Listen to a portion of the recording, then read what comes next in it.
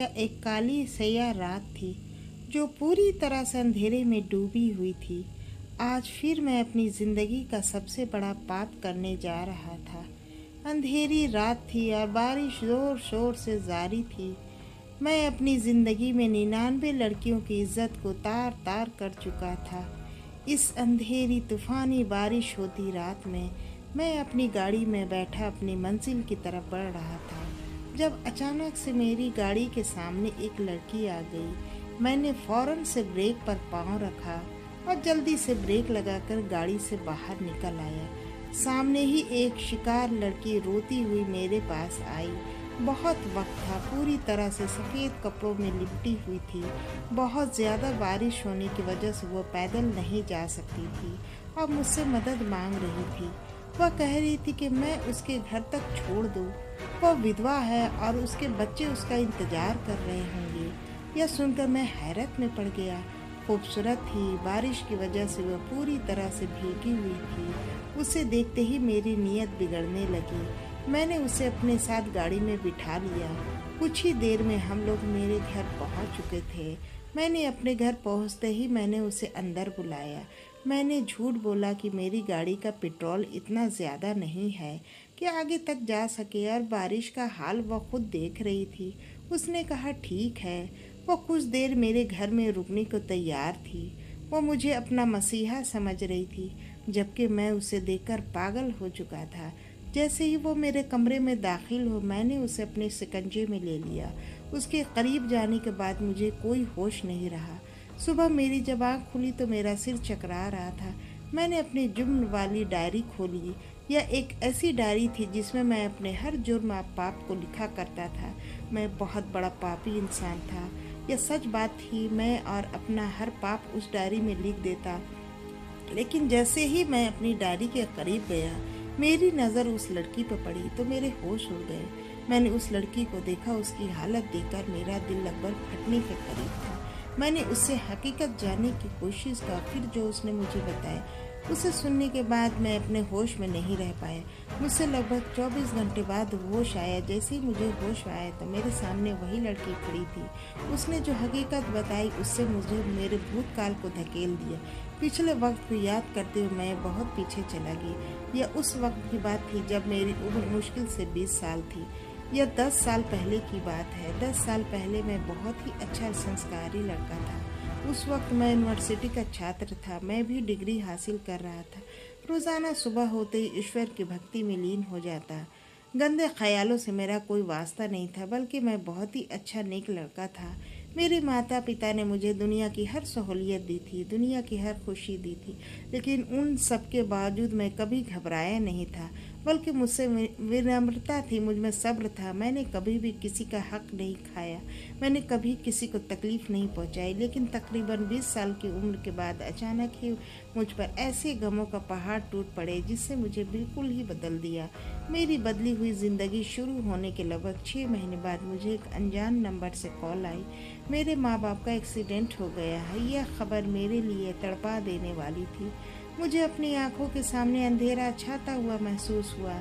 गमागम भाग में अस्पताल पहुंचा तो डॉक्टर ने बताया मेरे बाबा की हालत बहुत ख़राब है। यह खबर सुनते ही मैं वहीं पास के मंदिर में गया और फूट फूट कर रोने लगा। ईश्वर से अपने माँ बाप की ज़िंदगी की प्रार्थना करने लगा। 2 दिन तक मेरे बाबा अस्पताल में ज़िंदगी मौत की जंग लड़ते रहे और 2 दिन तक मैं उसी मंदिर में ईश्वर के सामने बैठा रोता रहा और प्रार्थना करता रहा। मुझे यकीन था कि ऊपर वाला में मेरी ज़रूर सुनेगा, कम से कम उन दोनों में से किसी एक को तो बचा लेगा। मैंने परमात्मा को उन सभी अच्छे कर्मों की कसम दी और अपने माँ बाप की ज़िंदगी की भीख मांगी जो अब तक मैंने किए थे, लेकिन मेरी यह प्रार्थना स्वीकार नहीं हुई। मेरे माँ बाप दोनों का ही निधन हो गया। यह खबर मेरे ऊपर किसी पहाड़ की तरह गिरी। मेरे हालात एकदम से बदल गए। जिस तरह से तजुर्बा इंसान को सिर्फ एक पल और एक लम्हे में मिल जाता है, बिल्कुल उसी तरह एक कमज़ोर लम्हा हमें पुरानी पूरी मेहनत से हटा सकता है। मेरे माँ बाप की मौत की खबर मेरे लिए वो सबसे कमज़ोर लम्हा था जिसे मुझे सही रास्ते से एक पल से हटा दिया। कितने महीने तक मैं रंजो गम में डूबा रहा। अचानक जब होश की दुनिया में वापस आए तो मालूम हुआ कि मेरे बाबा की कंपनी पूरी तरह से डूब चुकी थी। मुझे समझ नहीं आ रहा था मैं इस परेशानी से खुद को कैसे निकालूं। माँ बाप की मौत का गम इतना बड़ा था कि मेरे लिए खुद को संभालना बहुत मुश्किल हो गया था। यह मेरी बचपन की आदत थी कि मैं अपने हर पुण्य को अपनी डायरी में दर्ज कर लिया करता था। मैं उस डायरी की हर वो बात लिख लेता जो मैंने पुण्य के तौर पर की होती। राहगीरों की मदद करता था, बड़े बूढ़ों का सम्मान करता था। यूँ समझ लो कि अच्छाई का कोई काम नहीं छोड़ता था और उन सभी कामों को मैं अपनी डायरी में पुण्य के तौर पर दर्ज करता, यह सोचकर कि मैंने आज ईश्वर को खुश करने के लिए काम किया है। मैंने एक बार फिर खुद को संभाला और एक बार फिर ऊपर वाले की तरफ झुकने की कोशिश की। मैं एक बार फिर से ईश्वर से प्रार्थना करना चाहता था कि मेरे बाबा का कारोबार सही तरीके से चल पड़े। मुझे कारोबार से कोई मतलब नहीं था, मुझे सिर्फ अपने बाबा की मेहनत से मतलब था। उन्होंने सारी जिंदगी मेहनत करके इस कारोबार को खड़ा किया था और मैं उसे डूबता हुआ नहीं देख सकता था। मेरे पास मेरे बाबा की यह एक ही निशानी थी। मेरी वो डायरी तकरीबन भर चुकी थी। मेरी डायरी में मेरे ही इंतहा अच्छे कर्म दर्ज थे। आज भी मैंने यही किया था। मैं अपने घर आया और अपनी डायरी को उठाया और एक एक पन्नों को पलटने लगा। जैसे जैसे मैं पन्नों को पलट रहा था मेरी आंखों से आंसू निकल रहे थे। उस डायरी में अब तक लिखे गए तकरीबन 1000 से भी ज़्यादा अच्छे कर्म थे। मैंने ईश्वर से अपने माथा टेका, रोका कर प्रार्थना की, हे ईश्वर, मैंने ज़िंदगी में इतने अच्छे कर्म किए हैं कि अब तो उनका गिनना भी मुमकिन नहीं। मेरे मालिक, मेरे एक अच्छे कर्म के बदले मुझे इन मुश्किलों से निकाल दे। मैं हर रोज़ सुबह शाम यही प्रार्थना करता, रोज़ डायरी को रोता, सुबह शाम परमात्मा से यही प्रार्थना करता, हे ईश्वर, मैंने यह भी अच्छा काम किया, मैं वो भी अच्छा काम किया। किसी एक अच्छे काम के बदले मुझे मेरे सभी मसलों से छुटकारा दिला दे। लेकिन शायद मेरी कोई भी अच्छाई स्वीकार नहीं हो रही थी। फिर वह लड़की जो मुझे बेहद मोहब्बत करती थी और जिससे मैं मोहब्बत करता था, मेरे कारोबार के डूबने की खबर सुनते ही मुझे छोड़कर चली गई। वो किसी अमीर आदमी के पास चली गई। मैं रोता रहा और मैंने बहुत प्रार्थनाएं की वो वापस आ जाए, लेकिन वो उस दिन आदमी से शादी करके देश से ही बाहर चली गई। उस लड़की को अपनी ज़िंदगी में वापस लेने के लिए मैंने बहुत प्रार्थना की, लेकिन मेरी यह प्रार्थना स्वीकार नहीं हुई। एक लंबा समय प्रार्थना करने के बाद भी जब मेरी प्रार्थना नज़रअंदाज हो रही थी तो मैं बागी होने लगा। मैं मायूस हो गया। ईश्वर मुझे माफ़ करे। धीरे धीरे मैंने अपने परमात्मा से भी दूरी होने लगा। मैंने सोच लिया था कि अब मैं उससे कुछ नहीं मांगूंगा। मैंने सोच लिया कि अब जो मर्जी हो जाए, मैं कोई भी अच्छा काम नहीं करूंगा। मैंने सोच लिया था कि अब मैं बुरे काम करूंगा, सभी गंदे कामों की तरफ निकल जाऊंगा, सभी तरह से गंदे काम करूंगा। इसी वजह से मैंने एक नई डायरी खरीद ली ताकि उसमें अपने सभी गंदे काम लिख सकूं। मेरे दोस्त ने मुझे बताया कि अगर मैं बड़ा काम करूंगा तो उसकी वजह से मैं इस सभी मुश्किलों से निकल सकता हूं। मैंने काफ़ी समय अपने ईश्वर से मदद मांगी, लेकिन जब मुझे हर तरफ से मायूसी का सामना करना पड़ा तो मजबूर होकर मैंने गंदगी भरा रास्ता धारण कर लिया। मैंने हर छोटा मोटा गलत काम शुरू कर दिया।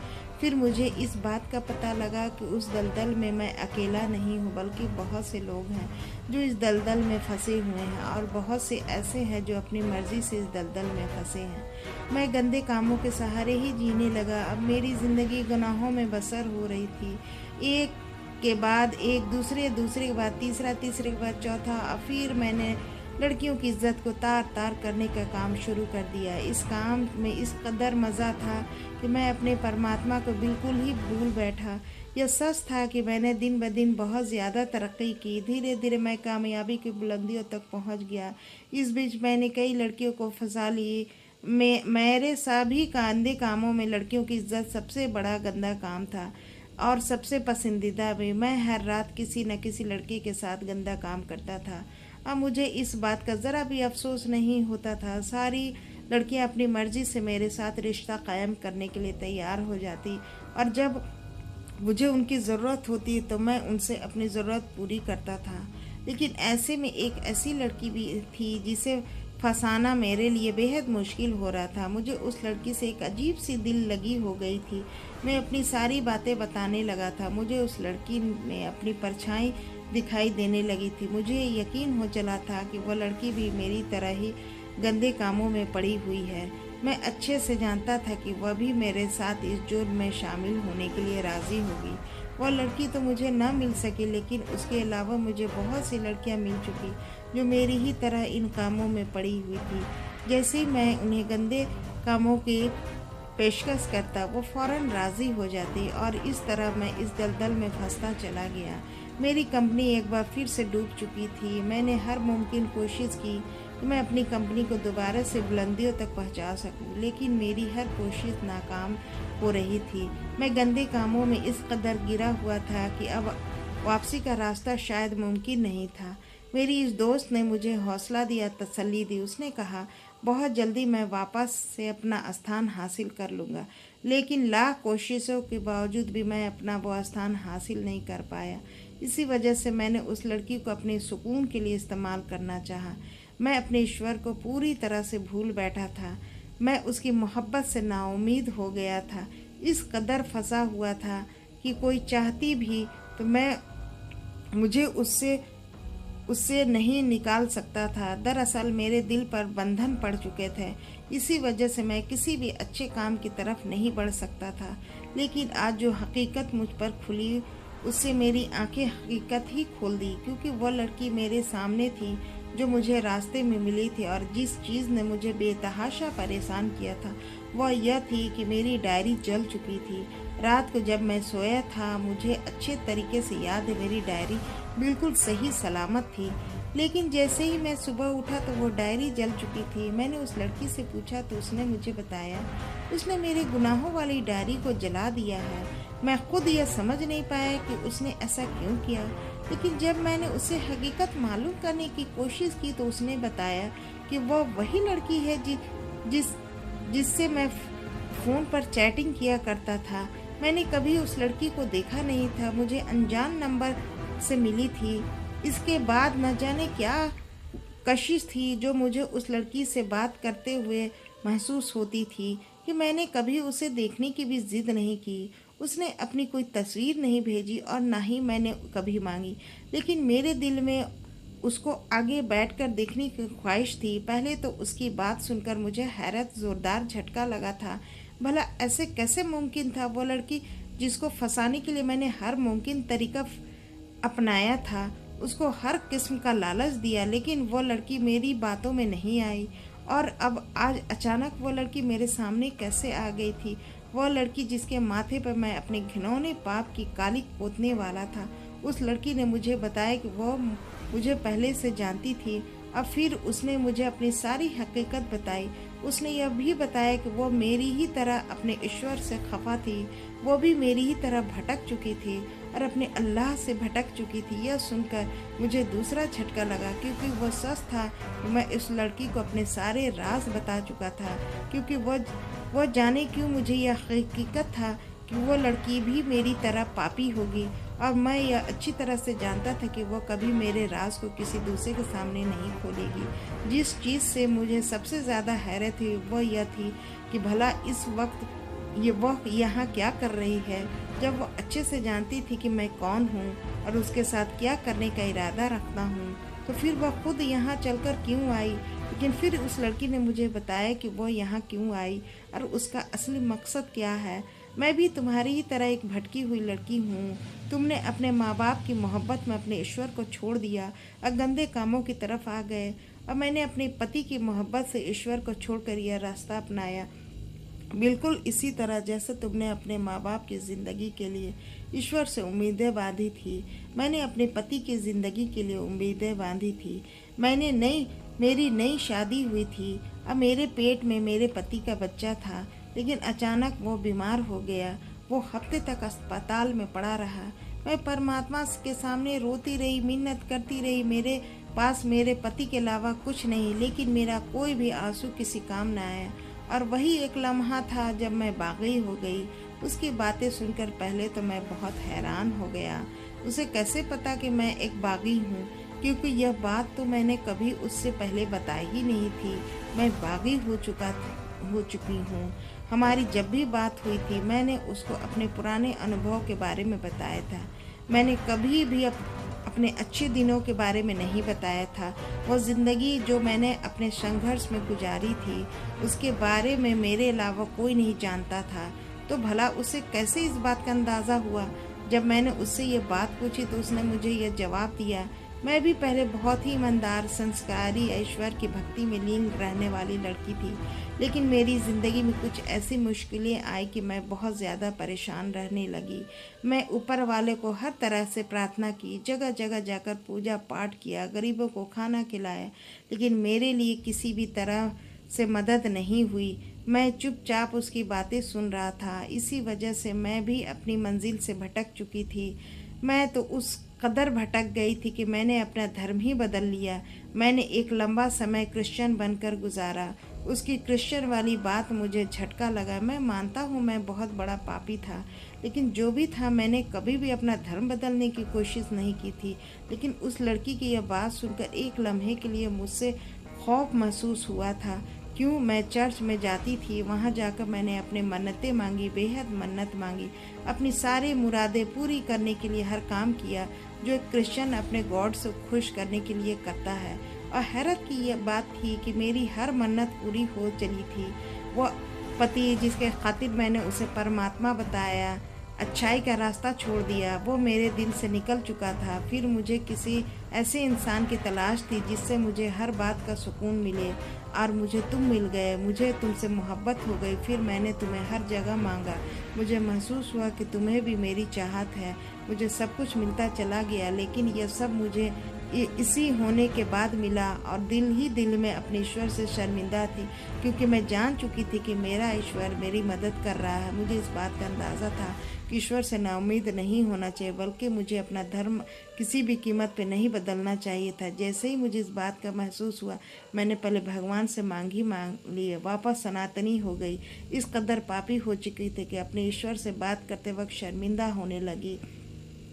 मैं नहीं समझ पा रही थी कि मैं इस कदर कल दिल की कैसे हो गई हूँ। कल रात हमारे बीच कुछ नहीं हुआ, लेकिन फिर उसने मुझे जब हकीकत बताई तो मुझे और ज़्यादा शर्मिंदगी का सामना करना पड़ा। कल रात मैंने जो जूस तुम्हें पिलाया था उसमें नींद की दवा थी।